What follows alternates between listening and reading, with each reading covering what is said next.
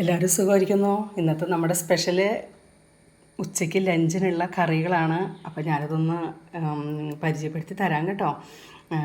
ഇതെല്ലാം കോമ്പിനേഷനാണ്, കാരണം അത് എല്ലാം കൂടി ഒരുമിച്ച് ചേർത്ത് കഴിക്കുമ്പോൾ നല്ല ടേസ്റ്റാണ് കേട്ടോ. അപ്പോൾ അതുകൊണ്ടാണ് കേട്ടോ ഈ വീഡിയോ കാണിച്ചു തരാമെന്ന് ഓർത്തത്.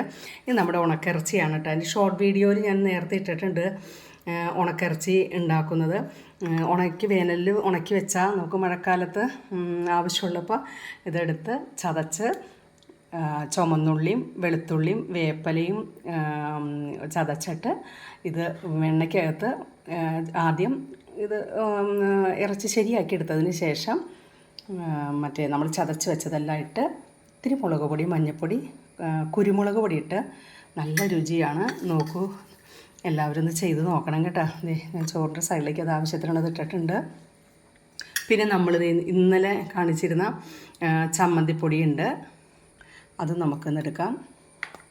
പിന്നെ ഇതെൻ്റെ വീട്ടിലുണ്ടായ ഇവിടെ കൃഷി ചെയ്ത കോവലാണ് കേട്ടോ. അപ്പോൾ കോവയ്ക്ക് ഞാൻ സാധാരണ ഒന്നുപോലെ ഫ്രൈ ആക്കും, അല്ലെങ്കിൽ തോരൻ, അങ്ങനെ പല രീതിയിലും വെക്കാറുണ്ട്. ഇന്നിപ്പം ഇത്തിരി തൈര് ഇരിപ്പുണ്ടായിരുന്നു, അപ്പോൾ തൈര് വെച്ചു. നല്ല ടേസ്റ്റ് ഉണ്ട് കേട്ടോ. എല്ലാവരും ഇതൊന്ന് പരിശ്രമിച്ച് നോക്കണേ. കോവയ്ക്ക് നീളത്തിൽ അരിഞ്ഞ് ഉപ്പും മഞ്ഞൾപ്പൊടിയും മുളക് പൊടിയും തിരുമ്മി ഒരു 15 മിനിറ്റ് നേരം വെച്ചതിന് ശേഷം അത് വെള്ളം തിരുമ്മി അങ്ങനെ പിഴിഞ്ഞ് കളഞ്ഞിട്ട് ഇത്തിരി എണ്ണയ്ക്ക് അത് എടുത്ത് ഒന്ന് ചൂടാക്കി എടുക്കുക. അധികം മൊരിയണ്ട.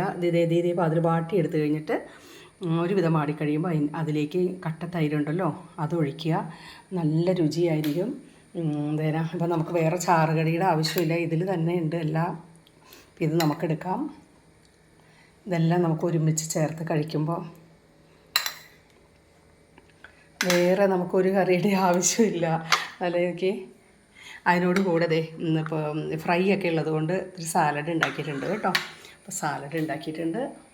എല്ലാവരും ഞാൻ ക്ഷണിക്കുന്നു. ഞാൻ ഭക്ഷണം വിളമ്പിയിട്ടുണ്ട്.